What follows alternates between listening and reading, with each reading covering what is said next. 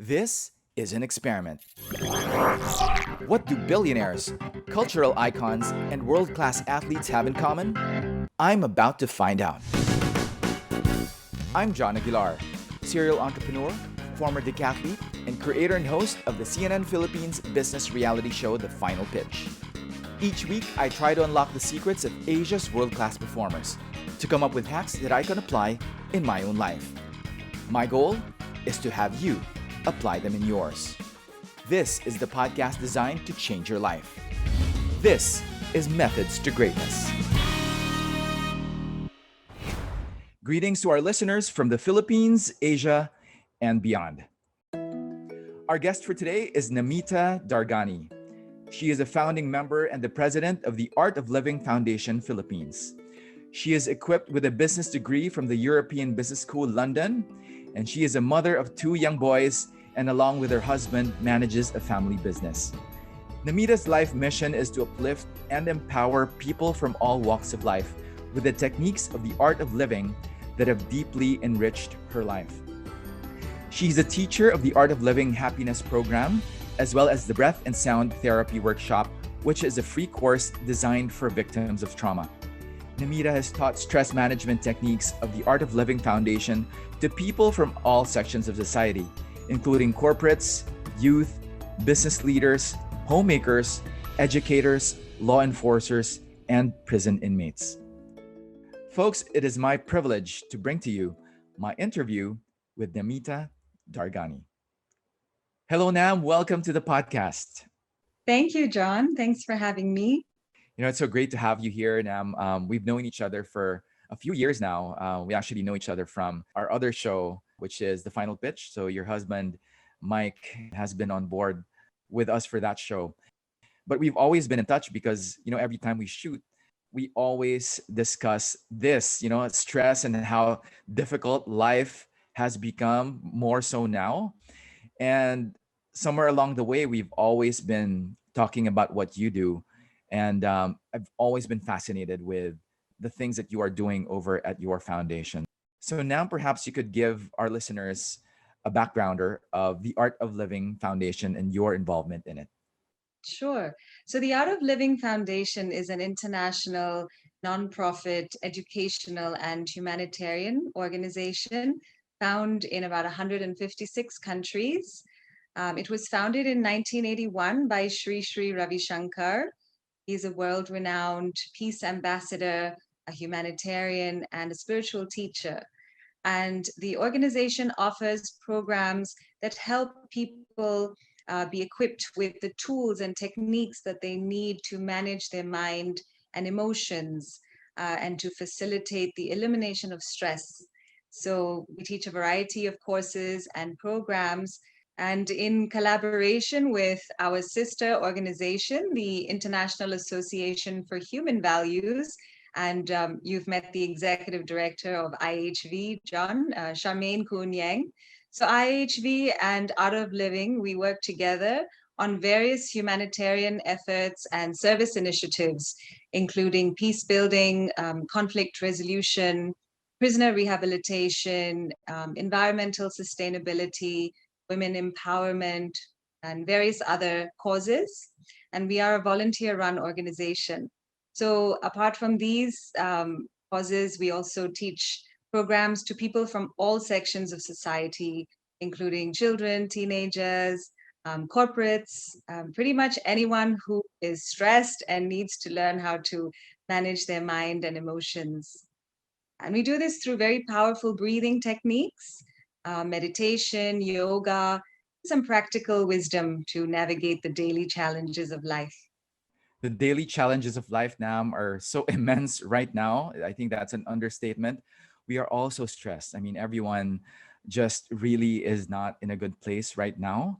I think this is one of the most powerful things that you can get into. And that's specifically why, as part of research for this interview, I actually took your program. It was a 4-day program that allowed me to get an insight into how you do things. And I must say, it's been a great experience for me getting into the program. I know that prior to that, I wanted to do this interview with you, but you said that I had to take it for me to experience firsthand what it's like to experience the happiness program. And I must admit, as it made me happy. But for now, perhaps Nam, you could share with us the founder, so Shri Shri. I'm very intrigued with him as a person, as a thought leader, as someone who's also facilitated a lot of change worldwide in terms of coming to terms with the conflicts that we have. Perhaps you could shed some light into Shri Shri, his life, his advocacy, and exactly how you were got involved in the organization to begin with. Yeah, I feel so fortunate, John, because, as even as a teenager, I wanted to help. I wanted to do something, just to have my life be more meaningful, but I didn't know how, and I didn't have any structure as such as to how to contribute. And when I did the Art of Living program back in 2005, and I was introduced to Sri Sri Ravi Shankar and the work that is happening with the Art of Living Foundation, I was so moved because I could see someone working tirelessly with a very simple vision of just wanting to see a smile on every face, really for a stress free, violence free society. That's it. And he travels to over 40 countries a year. Of course, this is pre pandemic.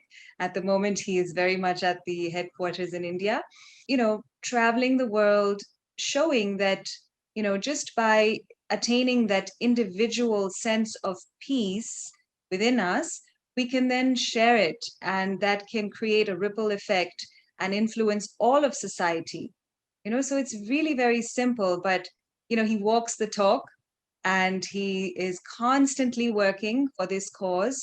He's very involved in conflict resolution, works with governments and various organizations, from educators to sports organizations to you name it. He's constantly in touch with anyone that requires some help, having any kind of difficulty, any kind of conflict going on, because he just exudes such a sense of peace and calm and wisdom, and at the same time, there's a lightness about him. Usually when someone is very wise and full of knowledge, you tend to feel a little bit overwhelmed and a little bit it's a bit, it's a lot. But with him, it's like it's so light. You can just be yourself, and it's very he's funny, and there's so much humor and so much wit.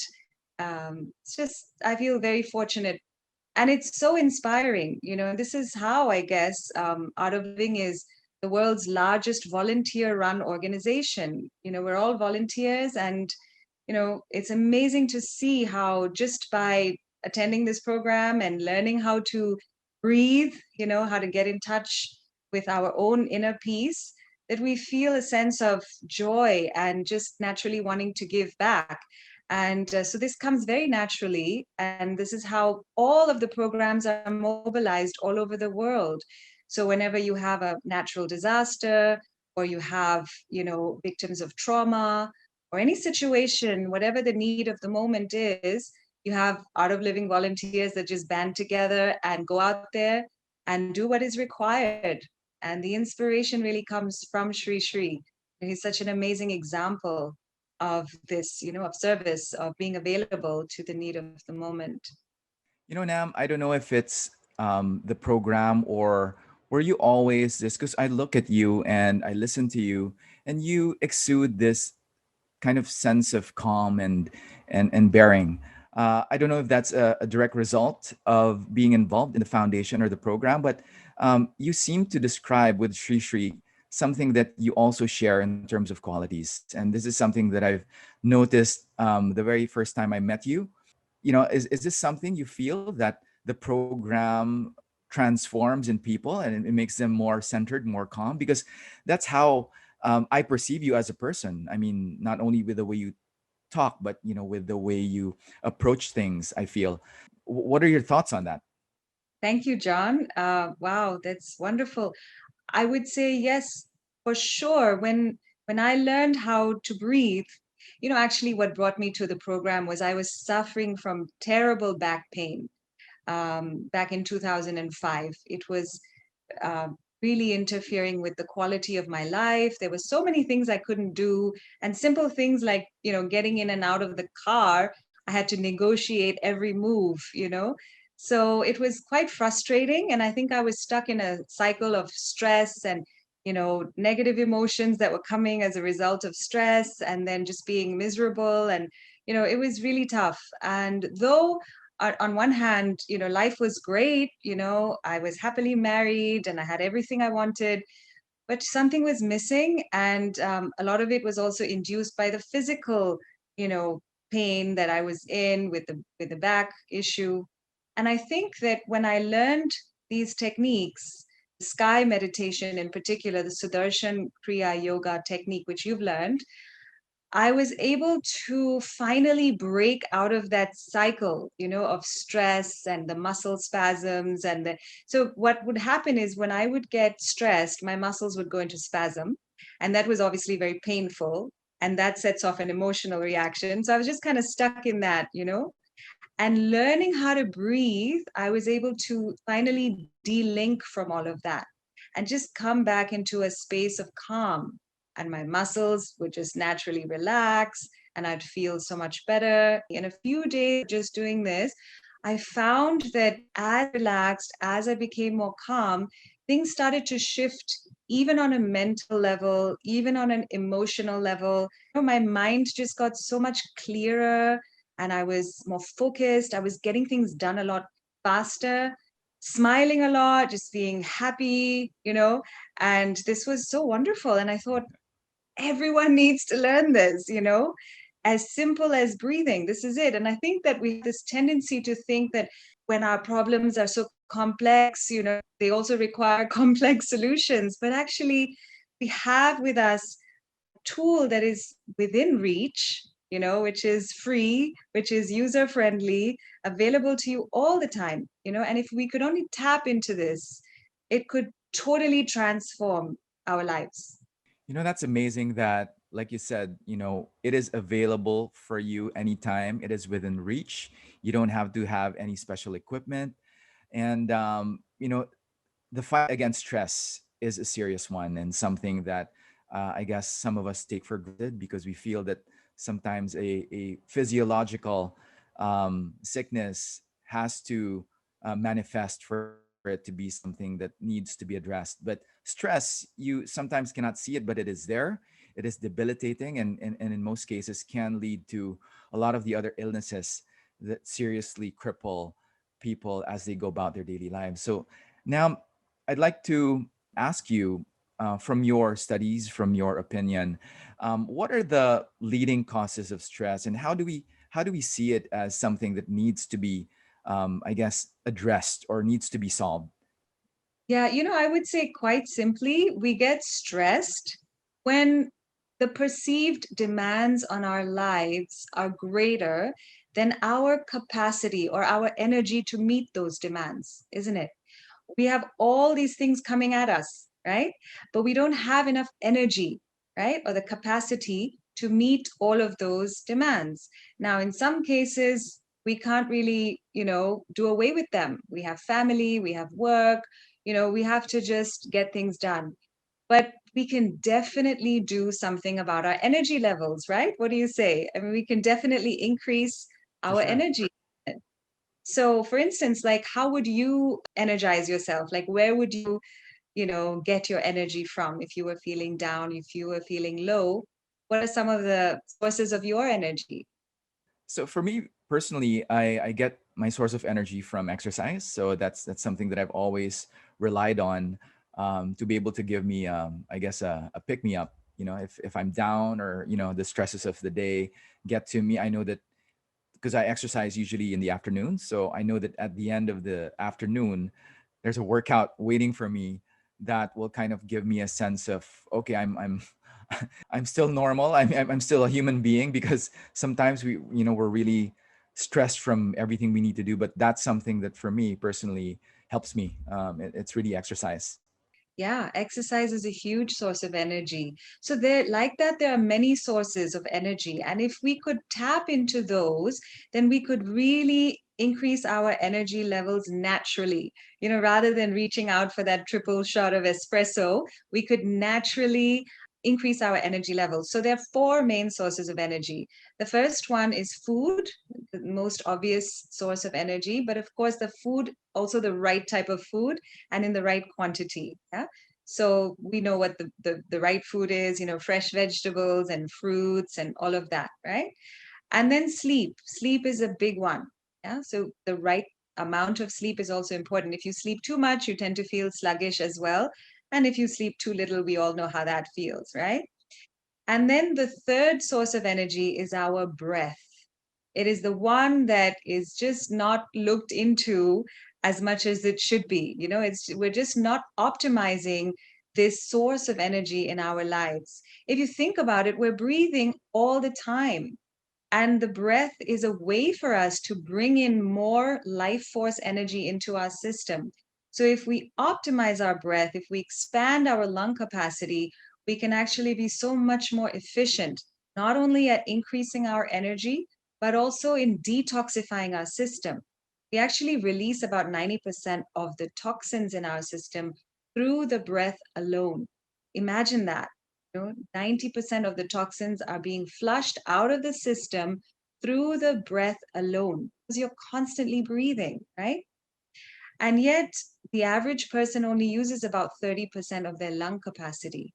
Singers and swimmers use more, athletes use more, but the average person is just using a fraction of their lung capacity. So you can imagine the potential for us to be expanding that and using more.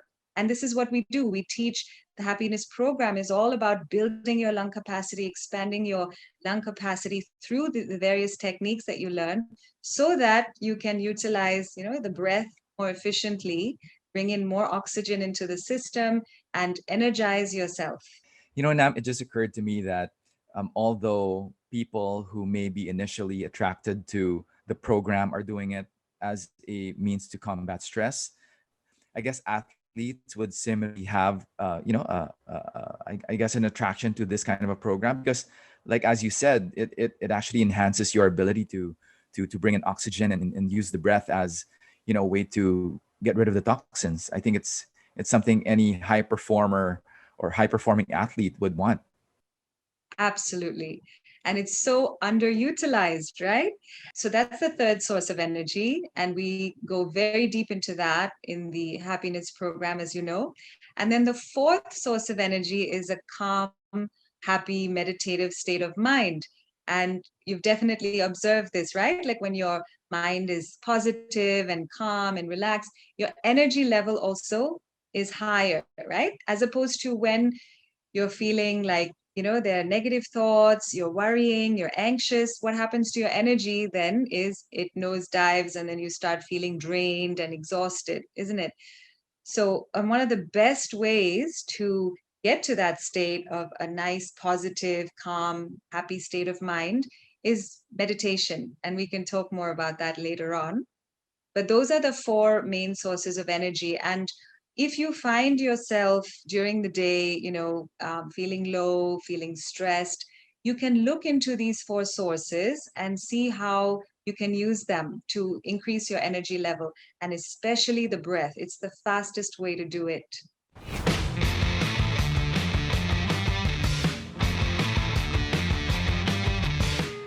One of the biggest trends in fitness right now is the proliferation of home gyms. And we've partnered with Italian wellness solutions provider Technogym to give you your weekly dose of high-tech fitness equipment and exercises that you can consider for your home. Joining me is Technogym Philippines Sales Director Marvin Navarro. This is the recently released Techno Gym bike. So what this does is to provide an engaging indoor cycling experience, and that's done through the Techno Gym Live platform. What we're able to do is drive content straight into your homes. So that is live classes and on-demand classes. It's really, really very fun. Nice. Okay, I'll give it a try. Sure. As you can see, We have the live classes up here. So if you want to participate in a live class with other Techno Gym Bike users all around the world, you just pick a time and then the app will remind you that you have a class, you picked a class. We have down here the on-demand classes. You can also pick the class by the trainers or even the music.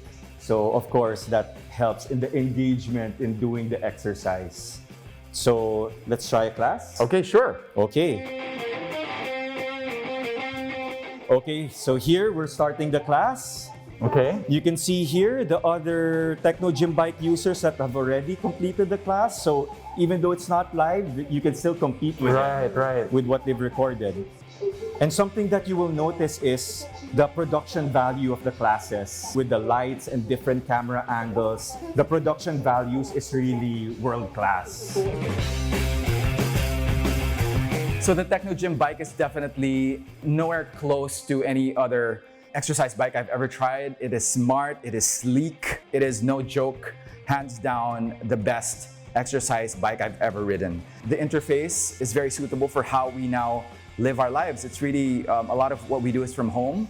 I think those bikers who are used to going out, who are now stuck at home, should definitely give this a try. You feel like you're part of the class. It's not just the camera looking at the instructor, you get a whole slew of different angles, which I personally, as a TV producer, really appreciate. The production value of what you see is just off the charts. And I think this just might be one of my favorite exercise machines ever. So this is fantastic.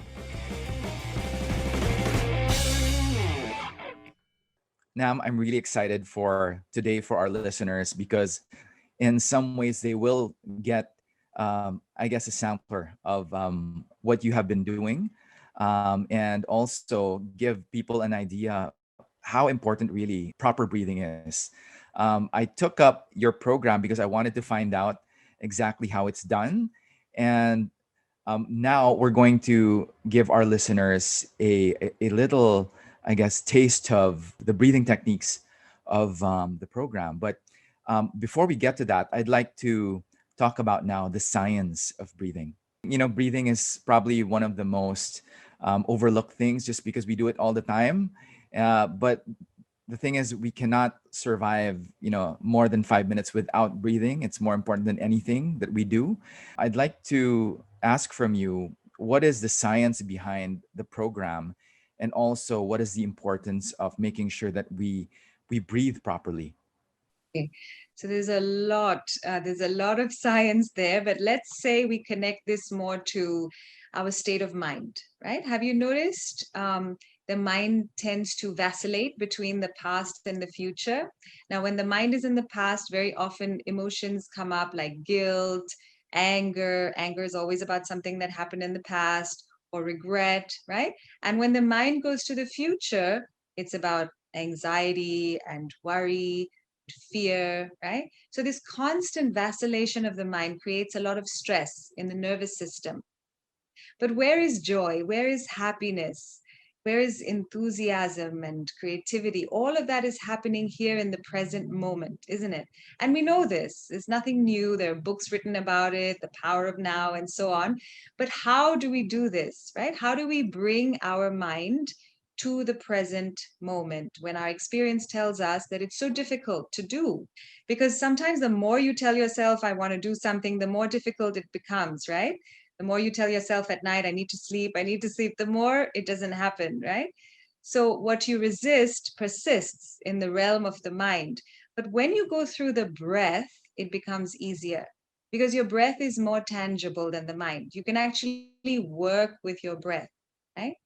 So you can think of the breath like, imagine your mind is like a kite flying all over the place, going to the past, going to the future, right?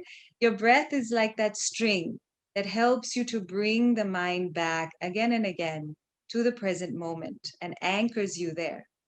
So these techniques that we teach, really, as you do them, you'll find that it's easier to stay present and stay anchored in the moment. And there's less tendency to constantly vacillate between the past and the future. which doesn't really serve us. And yet, so much time of the day we spend in regret, in anger, in guilt, and we get stuck. So that's the problem. It's normal for the mind to move between the past and the future. That's fine.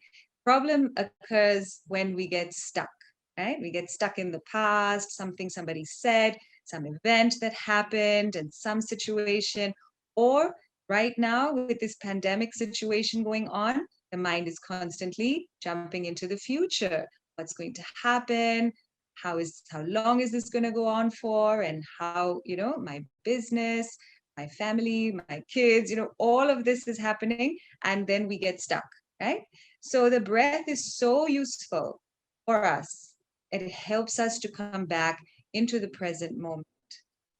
And it's also the connecting link between the mind and the body. If you notice that when you experience different emotions, they have a corresponding breath pattern.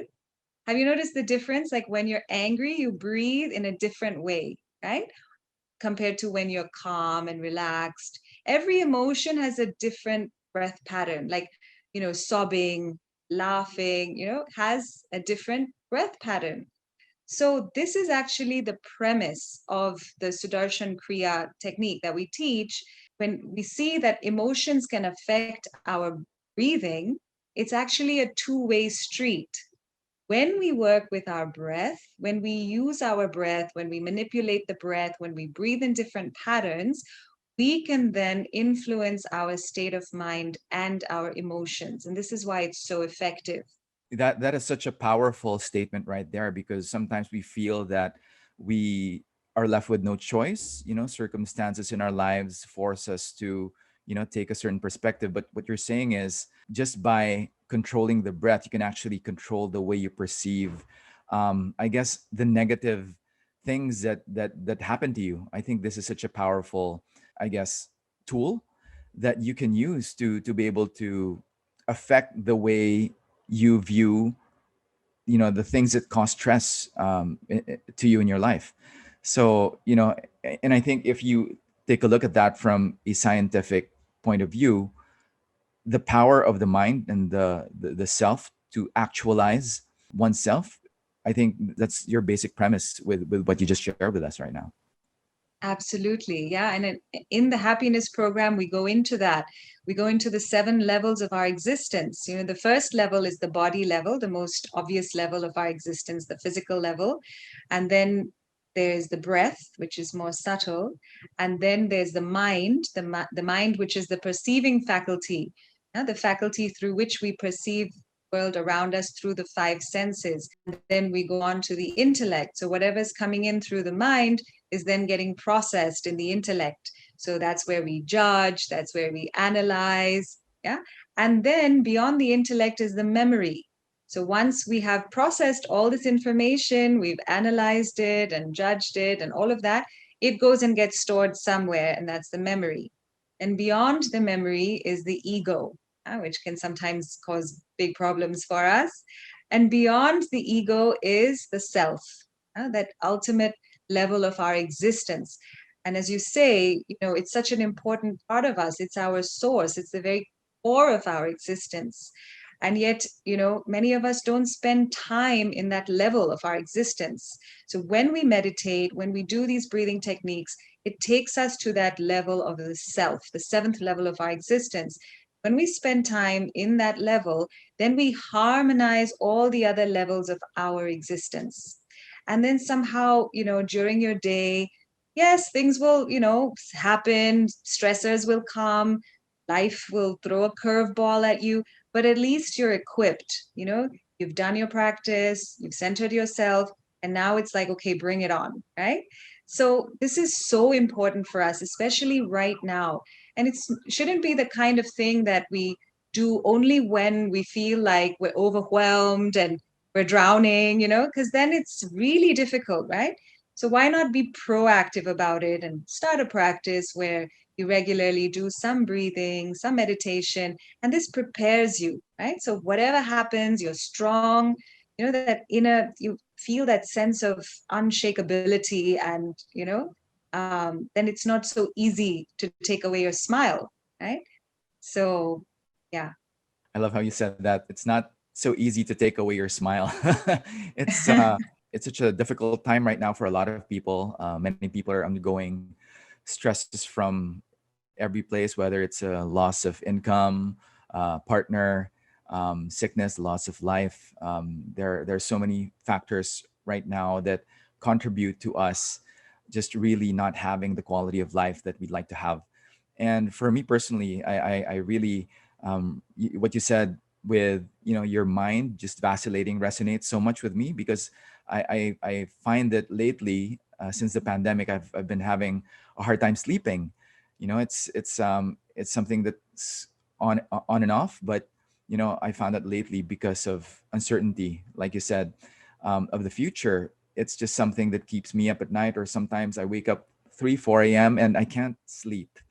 And that actually also encouraged me, apart from the research for this interview, to get in touch with you and try to see how I can solve that part or aspect of my life, which truth be told is really causing me stress as well. So just not being able to sleep, not being able to I guess get the rest that I need, is what actually prompted me to also reach out to you and try to see if the happiness program is something that can help me. So yeah, dealing with stress and getting sleep is I guess my top two reasons for wanting to do this.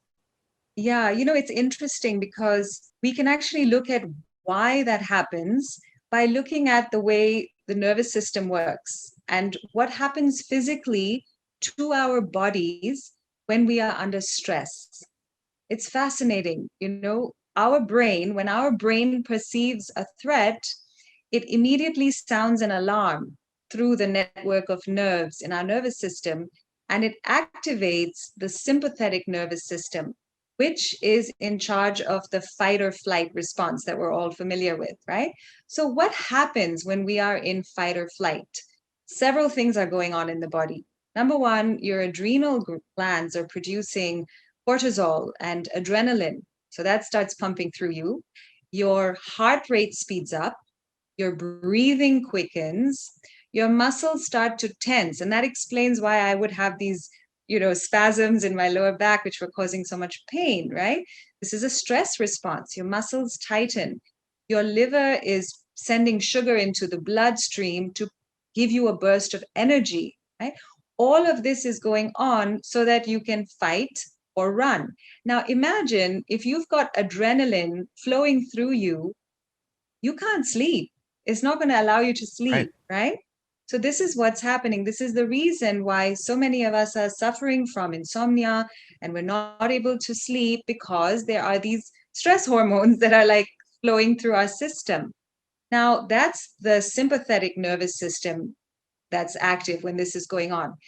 What's really amazing about the breath, what is really unique about the breath, is that it is the only autonomic function that we actually have a say over. We can actually control it. And when we use the breath, we can hack into this nervous system and we can activate the parasympathetic nervous system, which is the opposite of the sympathetic nervous system, right? So now you're triggering a relaxation response. The parasympathetic nervous system is in charge of rest and digest, those functions. So the moment that system is triggered, your body starts to calm down. Your blood pressure comes down, your heart rate slows down, your breathing goes back to normal, and generally you start feeling a sense of calm. And the body comes back into that nice balance, that nice equilibrium, which is our default, right? To feel calm and relaxed is our natural state. So, this is why, again, the breath is so important, because just by taking a few breaths, you can activate the parasympathetic nervous system and trigger a relaxation response in the body. Yeah, the amazing thing about that is the effect is just, I would dare say, instant, right? I mean, just the fact that you take a few deep breaths the proper way can totally change your outlook on something. It can totally change your disposition. And it's just so powerful because, having taken this program, I can attest to just the things that change within you, how you feel, how you think, how you're presently just aware and just present, just by breathing and just by doing these exercises. So I'm excited to do some of these with you. So right now, I'd like to ask for you to, I guess, guide me through a few breathing exercises to give our listeners an overview, or at least a sample of the things that you have been teaching your students. So okay, what's the first breathing exercise that we can try? Okay, yeah, sure. We can do a few techniques together. I would start with just basic abdominal breathing. So what we can do is we can place our left hand on our chest and the right hand on the stomach, just to get a sense of what's happening physically, right? While we're breathing in and out. So, and it's nice if you can close your eyes and experience this as well. So let's go ahead and relax our shoulders. You can sit with your spine erect. And let's take a deep breath in. So as you breathe in, the abdomen expands, push the stomach out, expand the chest. Continue to expand the body as you take the breath in. Your shoulders might come up a bit. And when you feel you have filled the lungs completely, you can relax the collarbone, relax the shoulders, relax the chest, and pull the stomach in all the way, release the breath. Breathe in and expand the stomach, expand the chest, continue to expand the body. Once you have filled the lungs completely, you can slowly release the breath, relax the shoulders, relax the chest, draw the stomach in all the way, release the breath. One last time, breathe in, push the stomach out, expand the abdomen, expand the chest. Continue to expand the body as you breathe in. And once you feel you filled your lungs completely, you may slowly start to release the breath. Relax the shoulders, relax the chest. Draw the stomach in all the way, release the breath. And you may relax your hands. Was it? Good. It reminded me of the time when I took the program with you. I was actually with my wife Monica, and yeah, it's a good way to just really um, just relax and empty your thoughts. Yeah. And if you notice here, we were really doing deep abdominal breathing. Very often we breathe here just from the level of the chest and it's shallow, feel like we're sometimes gasping for breath. But if we breathe this way and bring the air all the way down into the lungs, expand the lungs fully, then we're really able to take in a lot more oxygen and life force energy into the system. So that was just 3 breaths. Now you can imagine after taking 10 of those, how much more relaxing it is, right? So since we won't have that much time, I'll just give you a little sample of all of these techniques. Sure. And then our listeners and viewers can, of course, do a few more on their own. The next one is called the Ujjayi breath. Ujjayi in Sanskrit means victory. So victory over what? Victory over that chattering mind which is ruminating on thoughts and constantly in a loop, and there's disturbance going on. So victory over that mind, and victory over emotions that are disturbing us, feelings of agitation, frustration, anxiety, and all of that. So Ujjayi breath is a very powerful breathing technique. It's very simple, and yet it energizes you and relaxes you at the same time. So what it does is it actually helps you to lengthen your breath and make it smoother and longer so that you can take in more energy, more oxygen into the system. And it just generally makes you feel very relaxed. So should we get into it? Okay. So Ujjayi breath, I'm going to demonstrate what it sounds like first for our listeners, yeah, so that they get a sense of what sound should be heard when this breath is used. We breathe through the nose.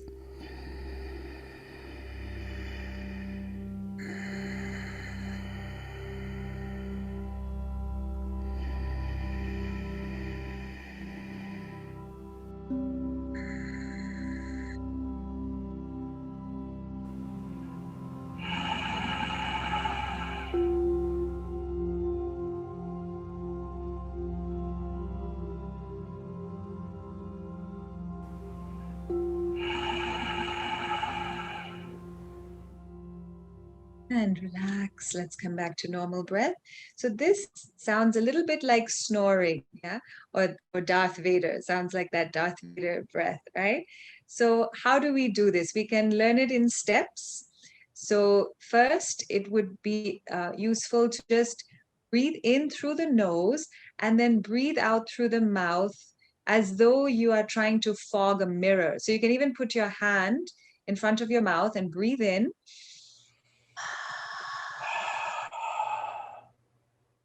Breathe in.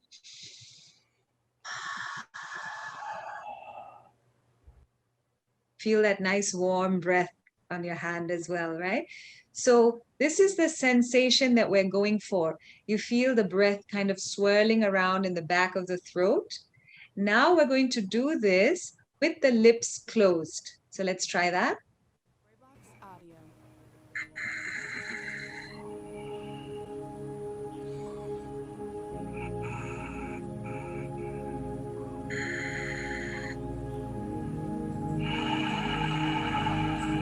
So we're activating this part of the throat. And now we're going to add the in-breath as well. So let's try it with both the in-breath and the out-breath.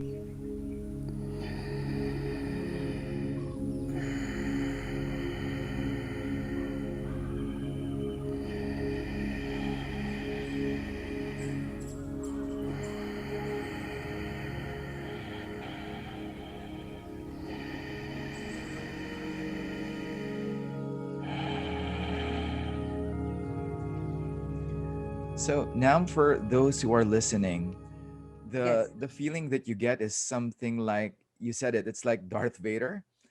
It's like It sounds like, when yeah. when he says, Luke, you know, I am your father, but you hear this heavy breathing. That's exactly how it should sound, and the way it feels is like, as you said, it's like you're breathing into your mouth, like you're fogging, I guess, some glass, but you're doing it purposely with your mouth closed. That's right. And at the same time, we're utilizing that deep abdominal breath that we learned earlier. So when we breathe in, the stomach moves out. And when we breathe out, the abdomen comes back in. So that's how the stomach should be moving. And all the breathing is through the nose. The lips are closed. That's how it is. Yeah. So now maybe we can practice a few rounds of Ujjayi breath so our listeners can also do it along with us. Yeah? So let's So, so close our for eyes. the so for the interest of just hearing the sound, also, I will allow you, the master, to demonstrate so that we're not overlapping our breaths. So, Nam, could you let us hear exactly how it should sound? Yes, I'll demonstrate for you, and we can do a few deep, long breaths together. Relax the shoulders and gently come into Ujjayi breath. Breathing in, expand the stomach, feeling that slight swirling of the breath in the throat. And as you exhale, the stomach comes back in. Slowly release the breath. Should be a this light sensation at the back of the throat, and continue with every breath. See if you can extend it a little more. Make your breath longer and smoother.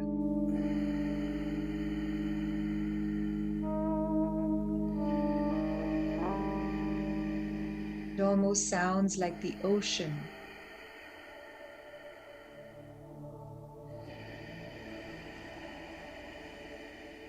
So allow the waves of the breath to move in and out, just like the waves of the ocean.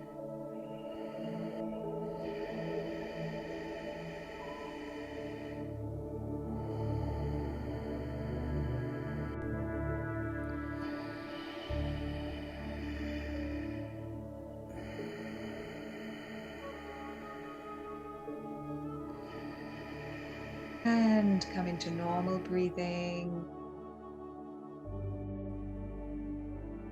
Whenever you're ready, you may open your eyes again.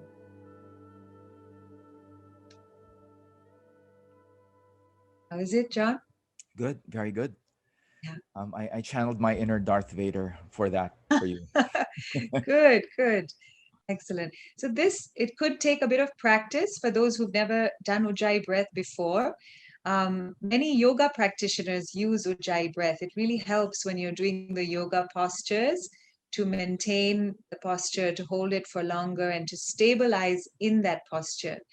And I personally used Ujjayi breath way back in 2005. I remember having just learned the technique and I had to take a flight.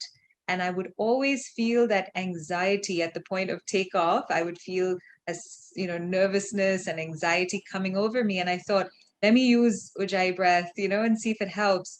And it was incredible. Like I just took a few, maybe 3 or 4 Ujjayi breaths and instantly started to feel like waves of calm just, coming over me. And I thought, wow, this is amazing, something so simple. And my husband would use it at night, Mike, he would use it at night before going to sleep if he had difficulty sleeping. So that was really useful for him as well.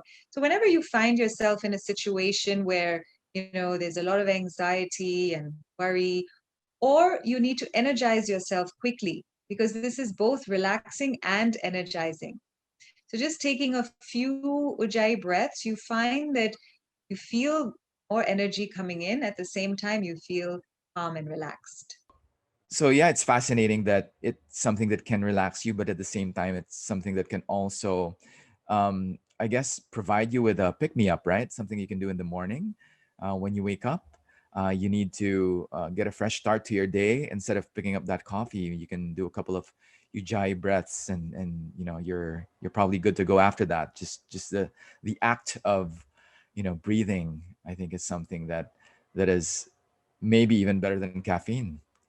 Absolutely. I have no doubt about it. I mean, I used to drink a cup of tea at least every day in the mornings. And since learning these techniques, when I have tea, it's because I want to enjoy the tea. I don't feel like, I have to have it. You know what I mean? So Right. it's nice. It gives you so much energy that you don't need to rely on, other stimulants to get that boost, right? Right. I'm trying to, improve on that because for a time, I've always believed that I should stay away from coffee just because, I don't want to be dependent on the caffeine. So I actually was doing a good job until recently when I thought I had to take it. But then again, sometimes I would get palpitations in the morning, right? So, and then I decided to move to tea. So now I am having tea in the morning, but what you're saying is sometimes we won't even need to have that um, with the ujjayi breath as something that can replace that. Yeah, that was definitely my experience. But of course, when I did the happiness program, I learned the entire technique with the Sudarshan Kriya and various other breathing techniques that are packaged into a beautiful, 20-minute session that you can do first thing in the morning, ideally, so that it sets the tone for the rest of your day. So, I mean, for years now, it's been like over 15 years, I've been relying on that, just to get through my days with a greater ease. And, so I feel very fortunate to have been, to have just learned these techniques. Yeah, that's great. So now I think you have one more breathing technique that you'd like to share with us. Yes, so this one is called the Brahmari Pranayam. Brahmari is the humming bee. So you know the humming Oh, sound that the bee uh-huh. makes. Mhm. So we're going to replicate that in this technique. So what we're going to do is we're going to use the tips of our pointer fingers, and we're going to place the tips of our pointer fingers right here in that little bit of cartilage between the cheek and the ear. But we're not going to press too hard. We're just going to gently use the tips of our fingers to open and close the ear, and that's happening with the fingers. And what we're going to do is we're going to take a deep breath in, and as we breathe out, we're going to make that humming sound. So I will demonstrate it for you. So we're going to do it with the eyes closed.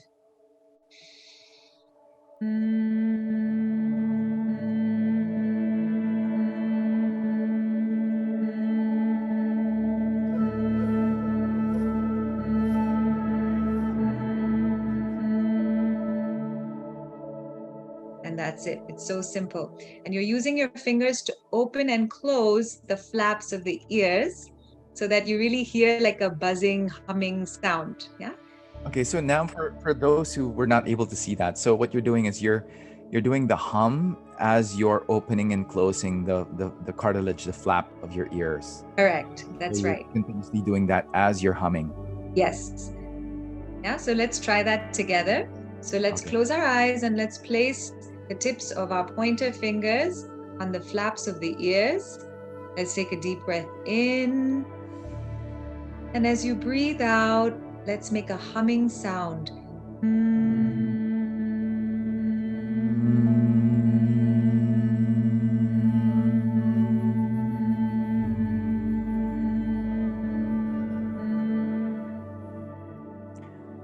Wow. Now just when you were doing it, I was looking at you, and I heard you make the humming sound, but as you're doing it yourself and you're flapping the cartilage, it's a totally different experience rather just hearing someone, just humming. It's like there's sort of a tingling vibration going on in your head, and Yes. it's quite pleasing. It's Yes. quite the experience. Absolutely. So this is a very, very useful technique, which actually calms down the entire nervous system. Mm, And as you can imagine, when this sort of humming sound is happening, it like forces the mind to just go quiet, right? And just chill out. yes. Because, yeah, Yeah, it's like it's the only thing that nothing can ever distract you, because penetrate. that, Yes. yeah, it's because that's what's happening. It's actually quite overwhelming, the feeling, like Yeah. it's a sensory overload in the sense, but it's also calming and relaxing, quite surprisingly. I mean, the fact that your eyes are closed, so nothing is coming in, but the sound of your own voice reverberating in your head, and the feeling that you get in your head with the vibration of your voice just making your head tingle. That's how I Wow, describe it. you've you've described it so well. Very, very well explained. Yeah, this is exactly what it is. And so it's very good for people who experience headaches and migraines, even if you're in a state of agitation, there's anger coming up. If you just do this, it literally just puts a stop to everything. And as you Exactly. say, you're so overwhelmed by this vibration and the sound that everything else shuts off, and that's the only thing that's going on, right? Right. And when you do it a few times, it actually puts you in a very deep meditative state. Well, I've only done it once, twice, but I can imagine if we had more time and I would do it, I think it can put you in a very deep meditative state. I think the fact that that's the overwhelming thing that is happening in your entire being, I think that's a good recipe for calmness or for centeredness. I think. Yeah. Wow, that's my favorite so far. We didn't do The that humming in the bee. session prior, so yeah, that's something I think that's a quick, easy thing that you can do. Just Yes, just to quiet the mind, right? Anytime the mind is too noisy, you come in with your own noise and just kick it out, right? Whatever's going on. wow, that's So, that's so simple yet so powerful. Thank you for that. my Yes. pleasure. Okay. That was those were three very good exercises that you shared with us, Nam. And I think for our listeners who have never tried any sort of breathing exercise or meditation, I think that's a good introduction. What is someone who's new to this supposed to feel?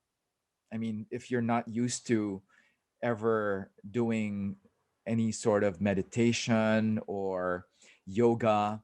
I mean, I have for a few times done it, whether it was way back in school or whether it was through a workshop of some sort. But for someone who's new to this and is not used to it, how should they see the experience, and what kind of mindset should they have when they first try something like this? So, John, we are all different, right? This is such an individual experience. And for each one of us, it's going to feel different, going to experience it differently, right? For me, I mean, I was so excited that I found a way to connect with my inner self. It was the first time that I felt like I was taking steps inward in a meaningful way, you know? And I had been searching for this actually for many years. Even when I was in college, I really looked for ways to connect with myself. And, I just found these tools to be such an incredible means of, going inward. So I think, for different people, that journey, that process unfolds in different ways, right? And also it'll give you what you need. Like if you are struggling with, insomnia, if you're having difficulty sleeping, then usually the first thing that'll happen is you'll be able to sleep like a baby, right? And this has been our experience when we teach these programs. A lot of participants will say, I've never slept so well, this was just the best sleep I've had in years, so sometimes that could be an experience. For some people, it's, there's this creativity that starts flowing and they get ideas, and there's like this fountain of creativity, that's just like, wow. And it's so funny because sometimes they share, I can't even meditate because I'm just bubbling with ideas, and that's wonderful because you're now tapping into that source, the source of creativity, which is inside of us, you know. Actually, John, the real show is going on inside, isn't it? You Right. know, For if sure. we think about it, I mean, we put all this attention into what's going on in the outside world, but the way we perceive the world, it all depends on our state of mind. So the quality of our lives, really depends on our state of mind, isn't it? So it's so important for us to, do something. And the founder of Art of Living calls it mental hygiene. Okay. When you practice breathing, meditation, these are forms of mental hygiene, right? We're so good at taking care of our bodies, and we have dental hygiene, but what are we doing for our minds? So this is something to look at, that especially now, it's so important that we, on a regular basis, we're doing something to handle the day-to-day stress, that's constantly coming at us, and, using some tools and techniques to manage that in an efficient way so that we can be more productive and we can give better quality of ourselves. We can show up in a better way for others as well. Otherwise, when we're stressed, we're irritable, we're agitated, and then everyone in our lives is getting affected by that, right? We're flying off the handle, and then we regret, and then the mind gets stuck in the past. So the whole idea is to, really live more fully in the present moment. And these tools and techniques enable us to do so. Nam, I cannot agree more. I think, especially right now, mental health is such a big issue, and it's been getting worse. You find now that people, regardless of age, have really gone down dangerous paths just because of our present situation, and it's not something that's new. I mean, the more we're subject to so many things on social media, the pressures that we have personally as a society, I think all contribute to the state of our mind right now being just really restless and just really pressured with all of these things that are going on. And I think mental hygiene is something that people, I guess, take for granted. Like you said, you take care of your body, you take care of your diet, but mentally, I don't think people can really say that they're doing something to take care of what's going on inside their head. Too often, I think you take for granted your ability to just, I guess, deal with things. Sometimes maybe you have a person that you talk your problems to or about with, but sometimes you also need, I think, someone who can help you. I guess a more studied approach towards trying to figure out how you can achieve, I guess, mental stability, if I may say. So yeah, I think Yeah, that's great. Mm. unfortunately, we've never learned in school, or at home how to manage our own minds, isn't it? Right. We learn so much in school. We're filled with all this information, right? But something as simple as, how to manage our mind and emotions is never really, discussed. And it would be so nice if these tools could be given to children, to teenagers, who really need this knowledge, right? And actually, I heard that in Buddhist monasteries, the first thing children are taught is how to breathe. And it made me Oh, so happy. wow. Before they even learn the alphabet, before they even learn the ABCs, they are taught how to breathe. And isn't that wonderful? If only our education system could incorporate that. Because if you think about it, our breath is the only thing that stays with us from the moment we're born till the moment we die. Now, the Exactly. first thing we do when we come into this world is we take a breath in. The last thing we're going to do is we're going to take a breath out. And everything in between is what we call life. And if we can get to know our breath a little bit better and see how, it can be so useful to us in our lives, to help us just come back to our center and fill our systems with energy and help us to relax and calm down when we need to. These are tools that children need, teenagers need them, all of us, we all need to know how to be able to navigate all of this stress, right? Because as you say, the situation we're in, I mean, it is a very tough situation, especially now at a time like this. It would help. And so our organization, we're teaching a lot of programs to people from all sections of society to equip them. We have programs for frontliners as well that Charmaine, she's doing through the International Association for Human Values, our sister organization.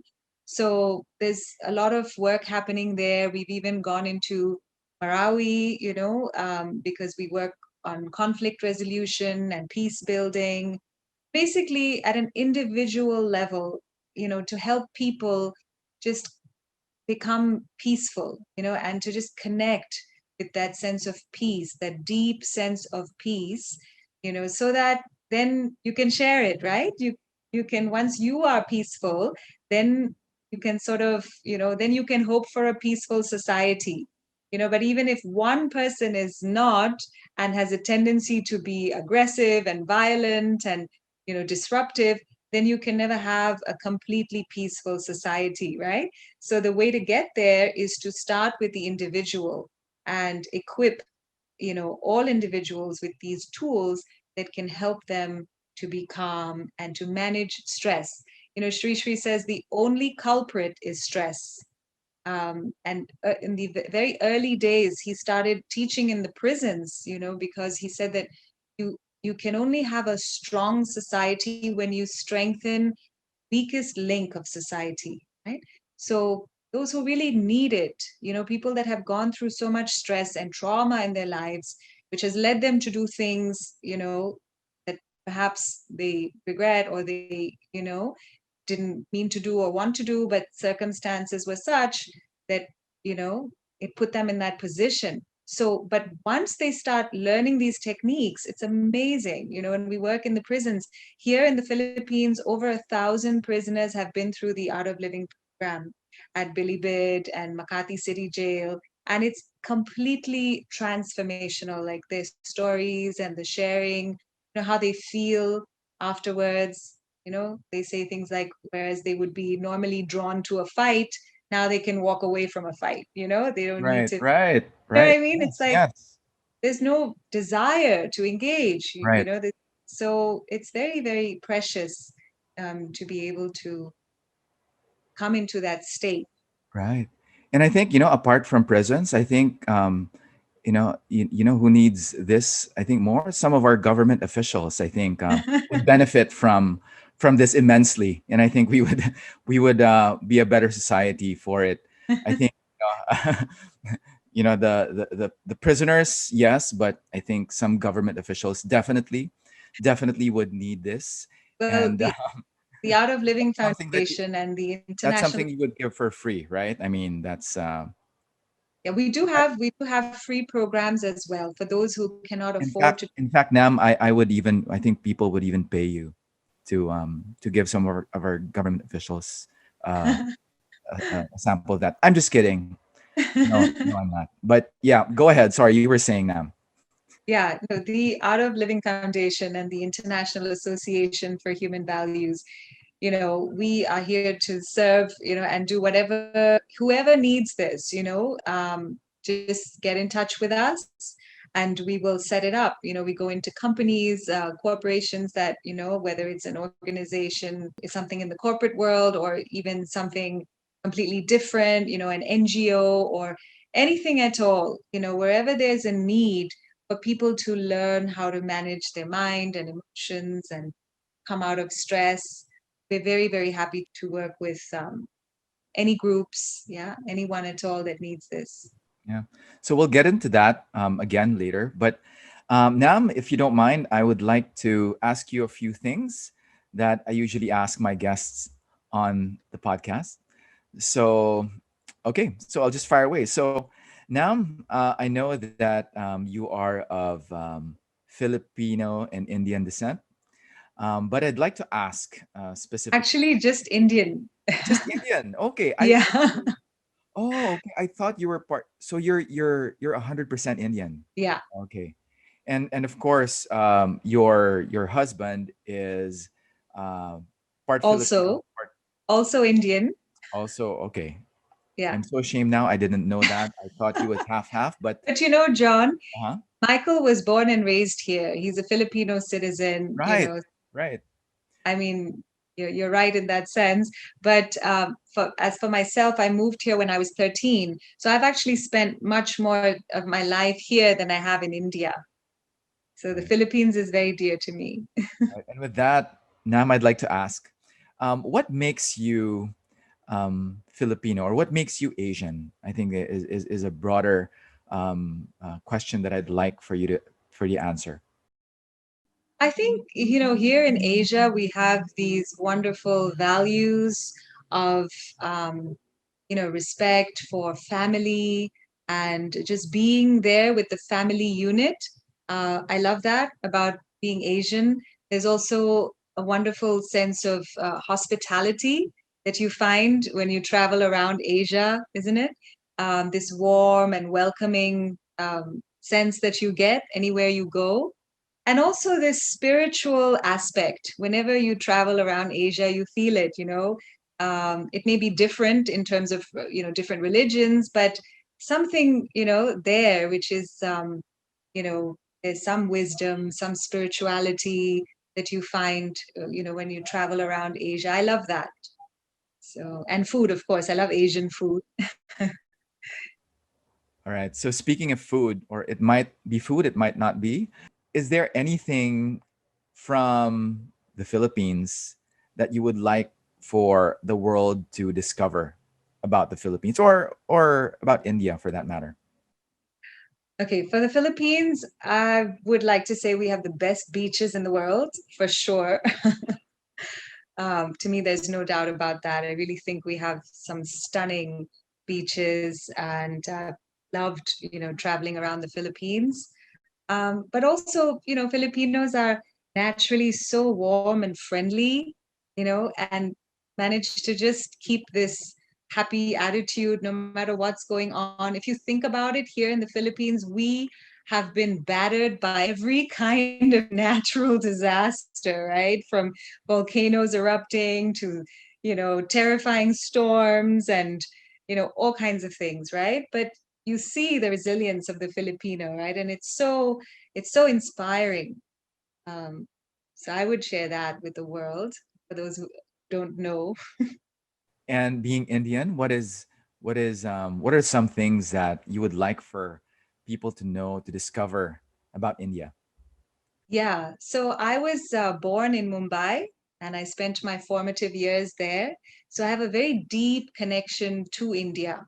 Um, for me, I guess the most important thing is the depth of spirituality. A lot of people travel to India to gain this, to get these insights, to learn, wisdom of the ancient masters. And, you know, um, I feel very fortunate that I grew up in that tradition. So I was very exposed to it through my parents and my family, in the early days. And I think that really grounded me and gave me a lot of inner strength to just go through life, So I think India has a lot to offer in terms of that depth of spirituality and knowledge and wisdom. And of course, Indian food is the best. Yeah. And it's such a colorful country, so vibrant. Everywhere you go, it's different, different languages, different types of food, different festivals. It's so rich in culture and heritage, And yeah, I love going back. And I do go back often, to Bangalore, especially. That's where the Art of Living is headquartered. But we have centers all over the world. We have a center in the US, in Canada, and Germany. But I end up traveling a lot to the one in Bangalore in India. Yeah. Well, I've never been. I've never been to India, but it's on my bucket list. And before I go there, I'll make sure I'll get in touch with you first so that you'll let me know exactly what to do, where to go, and what to experience when I first make that trip down the road. Absolutely. So happy to share with you what I've discovered. So now I'd like to now know if there is anyone out there who to you is a modern day hero. Who would that person be? And what qualities would this person possess that would make that person, in your eyes, a modern hero? For me, that's really easy. As I told you in the beginning, I was completely taken by the amazing work and dedication of the founder of Art of Living, Sri Ravi Shankar, who to me embodies, love. And the love that I'm talking about is, just this sense of tangible love where, wherever he goes, you just feel that, he exudes that. And just watching him, learning from him, having had the chance to be in his presence and be around him has been such an influence in my own life, and I've seen how he navigates through his own, challenges and through the challenges of the entire world. Because as I mentioned, so many people go to him with their problems, and they could be problems as little as relationship issues or whatever, or as big as conflicts within the country, political conflicts and things like that. And he handles them all with such an ease and with the same amount of attention. Not to say that just because yours is a small relationship issue that it deserves less attention. He will give you that same attention and importance, as he would in a sort of a bigger situation that involves, like, countries and politics and all of that. And so definitely a modern day hero, because he walks the talk. He goes around spreading a message of peace and harmony, and shows how we can live in harmony in spite of our differences. It's all about this interfaith sort of, showing people how we can focus on the human values rather than, focusing on what separates us, focusing more on what unites us. So going into spirituality. So he gives this example of a banana. He says that, the banana peel is religion, and the actual fruit is spirituality. And what many of us are doing is we're just throwing away the banana itself, the fruit, and holding on to the skin, holding on to the peel, which is religion, right? And that aspect is, the rituals, the traditions, and all of that. But what is so central to all religions is spirituality, right? Is love and compassion and sharing and caring. All of that is integral to every religion, right? So it's a beautiful message, and it's so inclusive, and it teaches us that, we can celebrate our differences. We can actually, be from all walks of life, all backgrounds, all religions, and still celebrate that diversity, rather than feeling that, oh, I'm this and you're that, and feeling separate. There's so much more joy in celebrating our differences and coming together as a one world family, as he says. So it's very beautiful to, you feel so inspired by someone who has been able to live this knowledge. He himself, is at home with people from all religions, all backgrounds, all walks of life, and, works hard to bring people together, you know, and so I just feel like on this path, for me, life is a celebration, and he makes it so because of the way he lives his life. He works really hard, but at the same time, because we are equipped with those tools and techniques, and we breathe and we meditate and all of that, we have the energy. You can still meet all of those challenges of life, by being well equipped. And so I feel really fortunate to have somebody like this in my life that inspires me every day, you know. Um, so yeah, I would say he's my modern day hero. Wow. I think that answers a question earlier in the program where I asked you where you get this. I guess you're bearing. I mean, I think it's from having met someone like Shri in your life. I think his effect on you is obviously something that is not just because sometimes we meet someone we're inspired, right?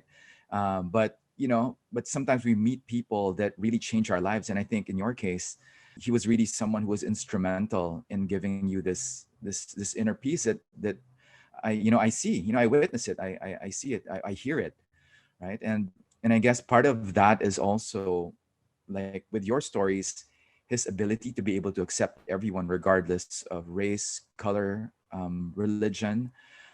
It's having that openness to people, their thoughts, their ideas. And like you said, I love the fact that whether you're someone who has a relationship problem or whether you're a world leader, he will give you the exact same attention.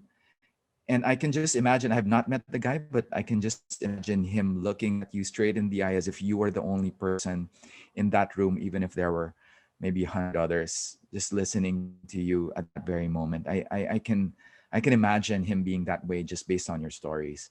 And I think to meet someone like that is something that can really change your life. And hopefully one of these days I will get to meet or speak or maybe even guest him here on the podcast at some point.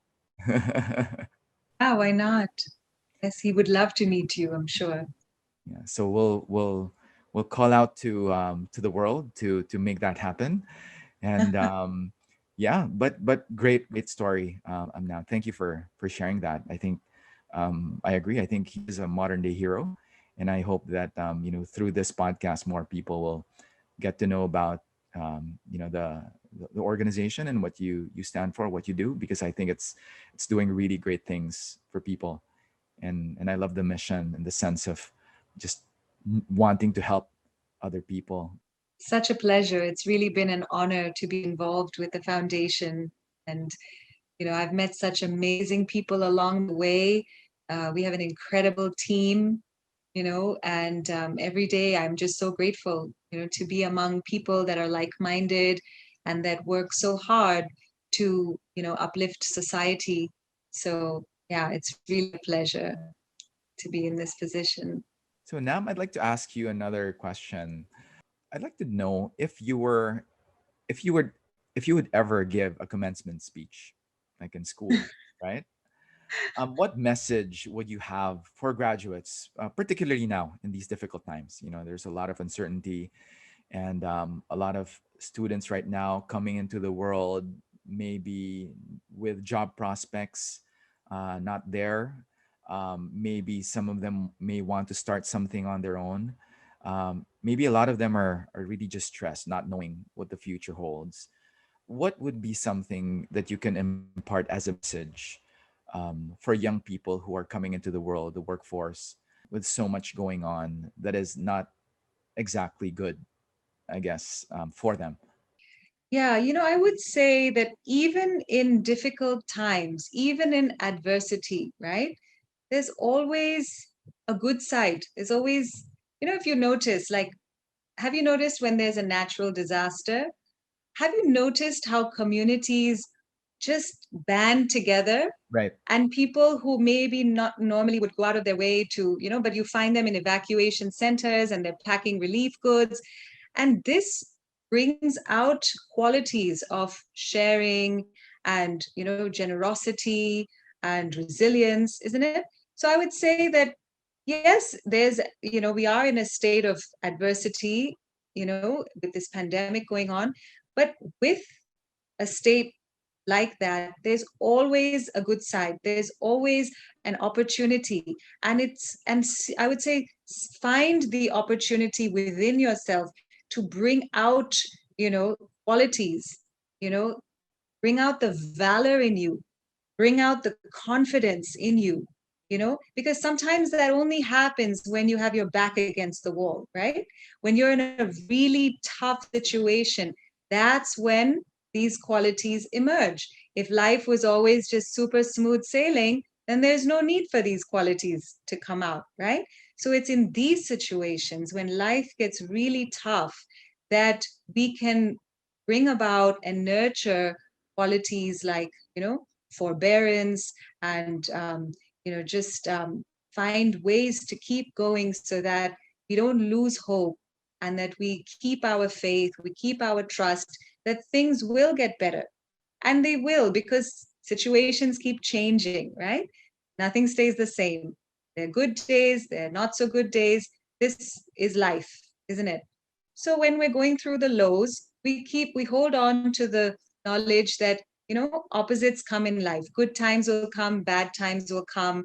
And, you know, we can actually appreciate the good times because we've been through tough times, right? Then, in a sense, we can embrace difficult times as well, right? Because they allow us to appreciate the good times even more. Yeah? Like my kids, they keep saying like, oh, next time I get to travel to, be on an airplane again, like I'll be so happy, so it just takes things to another level, the level of appreciation that you can travel somewhere, you can go somewhere after being cooped up in an apartment, for almost a year.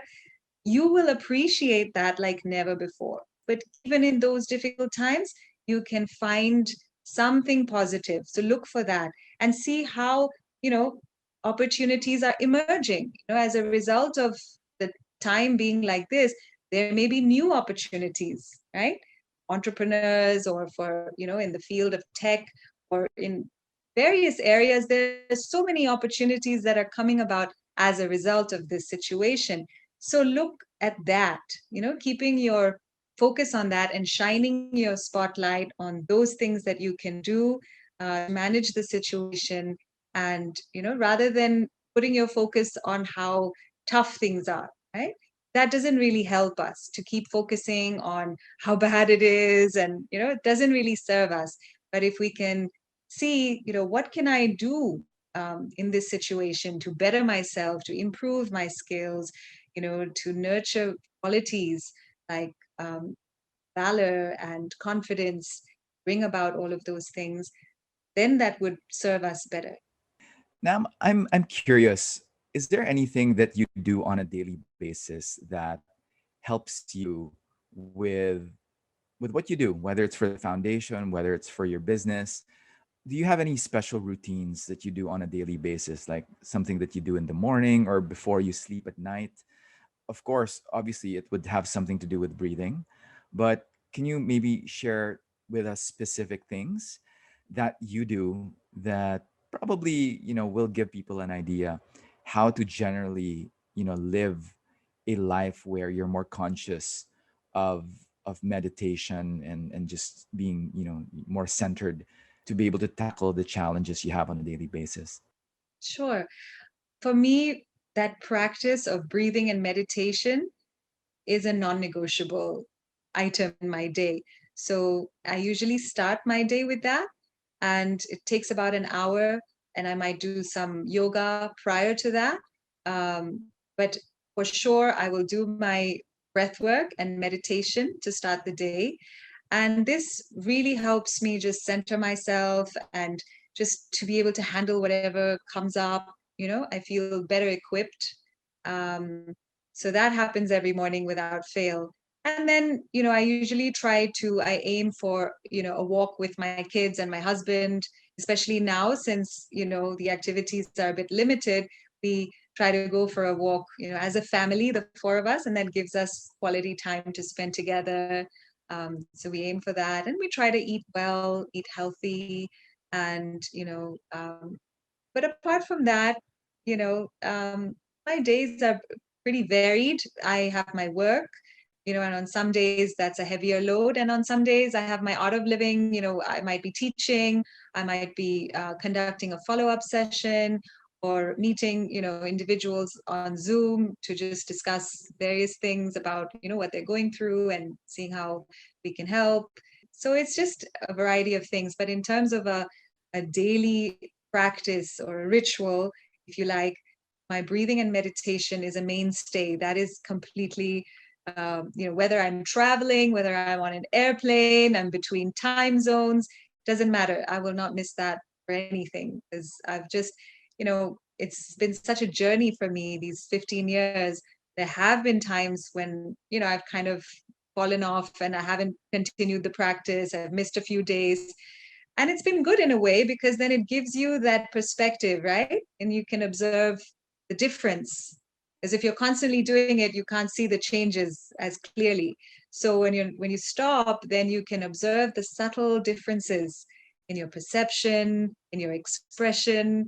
All of that becomes more visible to you. So after having gone through that whole process, I feel now I know this is really what I need to do if I want to, be at my best. If I want to show up in my best form, I need to really put some time. And it's really not that much time. If you think about it, the investment of time is so little compared to what it's giving you.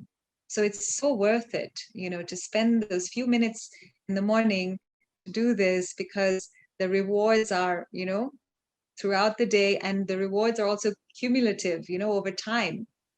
So it's a fantastic investment of time. I would highly recommend it. Right, some people spend 30 minutes, an hour, 2 hours exercising to take care of their bodies, but almost no one that I know at least spends 30 minutes just to do something like an exercise with their mind, with their breath. So I think it's something that we definitely take for granted, and as you said, it's something that's very important that we need to really spend time on. Yeah, but I do see meditation becoming more and more, it's coming to the forefront, becoming a little bit more mainstream, Right. as compared to when I got into this 15 years ago, and I was practicing and doing what I learned. Michael, my husband, was just like, what's going on? What are you doing? It was just so weird. Back then, it wasn't very common to, find people meditating and doing all these techniques. But now, fortunately, because there's so much science to back it up, the research that's been done, just with the Sudarshan Kriya, there's, I think, over 70 independent studies that show the efficacy of the technique. So when you have such strong science to back it up, then it's a no-brainer, and everyone's like, okay, it works.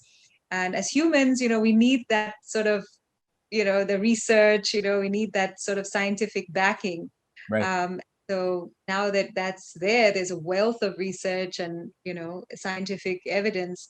And so you find a lot of people using this, in lives, in all sectors of society. And it's really nice to see. And I would love to see more children and teenagers meditating, because I feel that this would be a real game changer. If our youth were to practice meditation, I think. So now, how young would someone have to be, or how old would a kid have to be able to utilize or gain the benefits from meditation? Because like I'm looking at my 6 year old son, and the guy does not sit still. I mean, I don't think I can ever get him to meditate, just because he's always with and this is sometimes our fault as well, because sometimes the gadget, or the iPad or the phone is something that is taken like as a crutch. Sometimes we don't have time. It's something that they easily gravitate to. But how can a young person benefit from this, and how old do you think someone has to be for them to gain I guess the benefits of meditation? So, John, if you observe kids under the age of 8, they are so naturally present. Have you observed them? Like, they Yes. could be crying like hysterically one moment, and the next moment, the tears haven't even dried from their cheeks, and they are smiling and laughing about something, right? Right. Yes. Yes. So, they don't really need this. So we usually introduce Okay. a program for children 8 and up. Okay. So eight and up above is the age where you're gonna start needing it because you're not present. So what you're saying is, like, my kid right now, he's good because He's fine. wherever he is, he's fine. He's fine. He's good. Yeah, that We makes need sense. it. That makes sense. We need it. Yeah, I totally agree. Yeah, that's yeah, that's something to think about. I think, yeah, just looking at him now, I feel sometimes he's ADHD, but I think it's only because he feels what he wants to feel, right? I mean, if he wants to be angry one moment and happy the next, that's because that's how he is. It's So present. yeah. He's so open to what is happening. He's just going with the flow. He's in that state of just isness, it's like being. And it's so beautiful. Actually, the art of living is really just a journey for us to go from, this state that we're in to just going back to being a child. Wow. Yeah. It's we can learn so much from children, just by watching them, observing them, they can be our greatest teachers.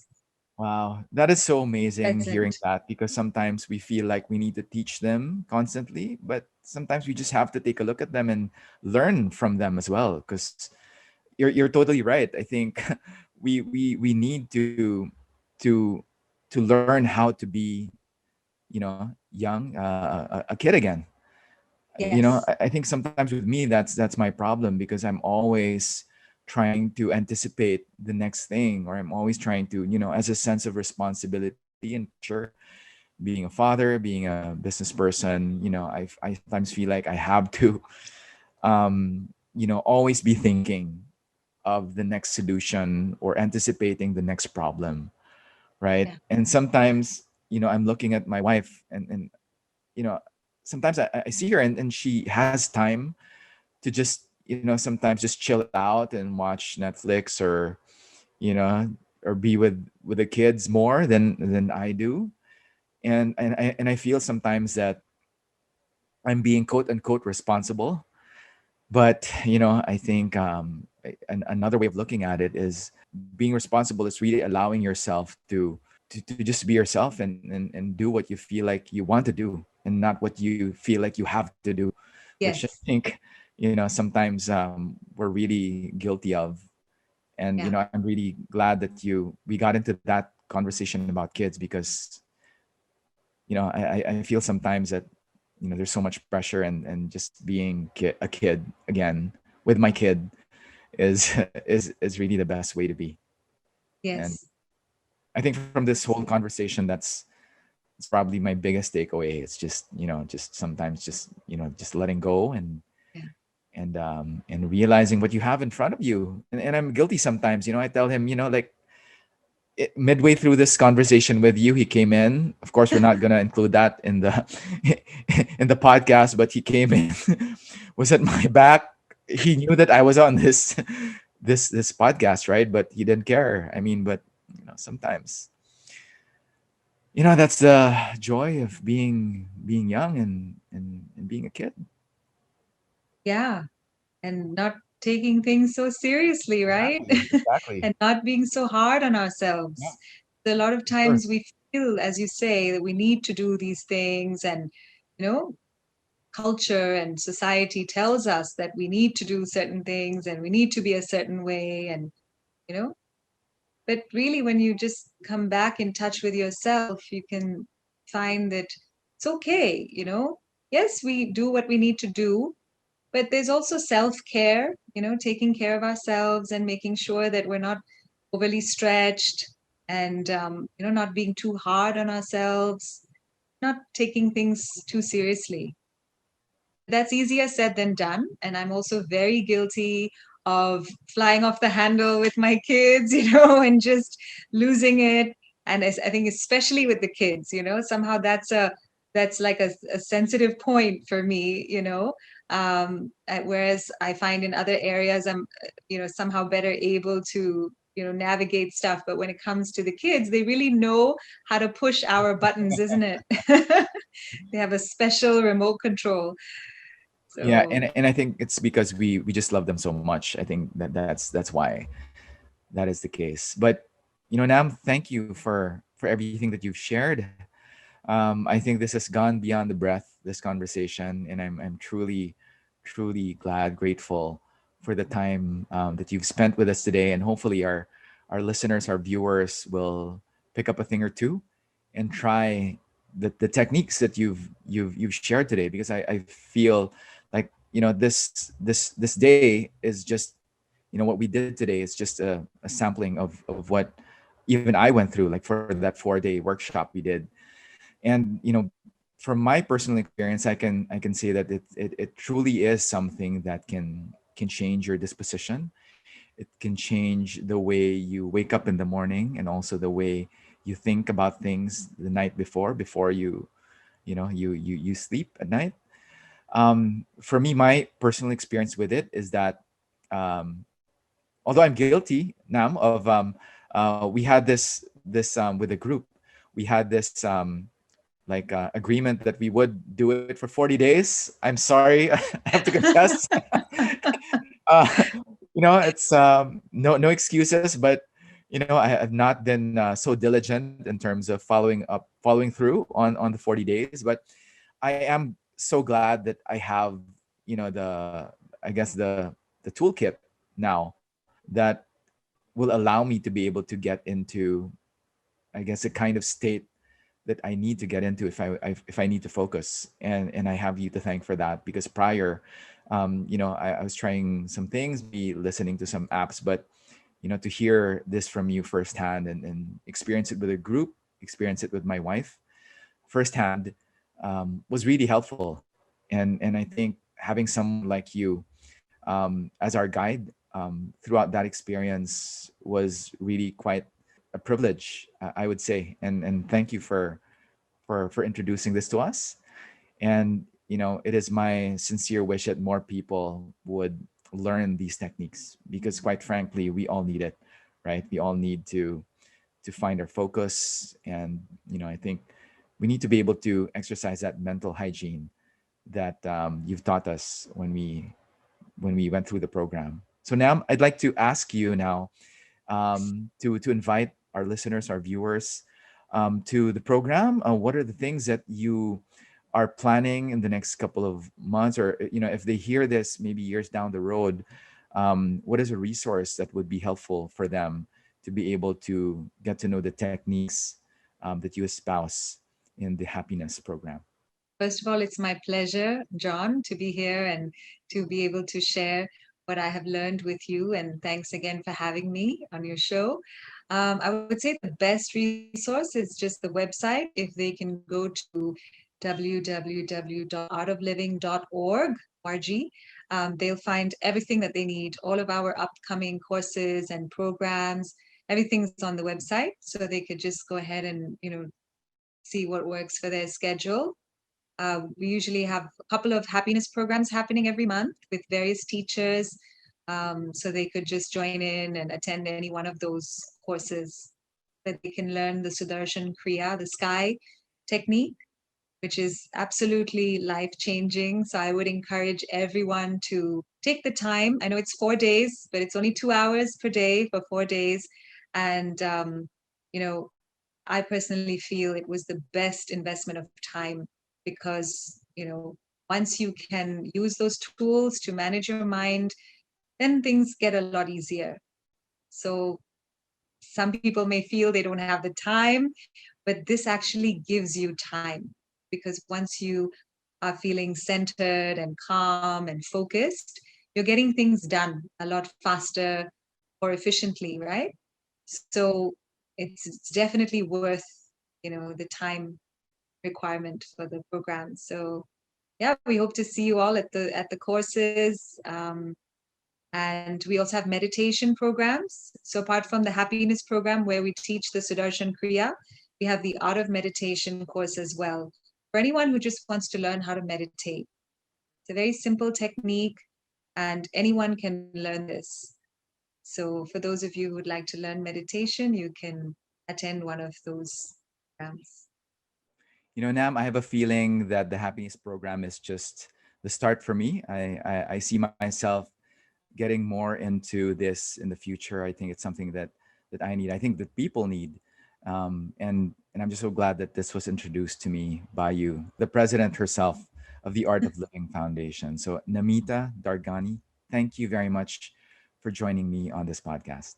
And I wish you the best in reaching out to more people. This is something that we truly need, more so in these difficult times. And I hope that you're able to reach more people and give them the benefits that I have personally gotten from attending your workshop. Thank you very much, Nam. Absolutely my pleasure, John. Thanks for having me. This episode is brought to you by Technogym.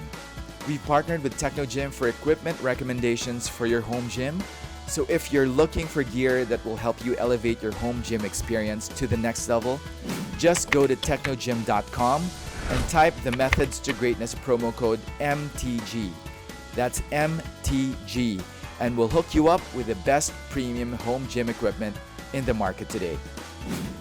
If you would like me to interview anyone on the face of the earth and want them on the podcast, or if you want to collaborate with us for future content or sponsorship opportunities, or if you just have any recommendations on how we can get better, just send us an email at john@methodstogreatness.com. That's john@methodstogreatness.com. Until then, we'll see you next time.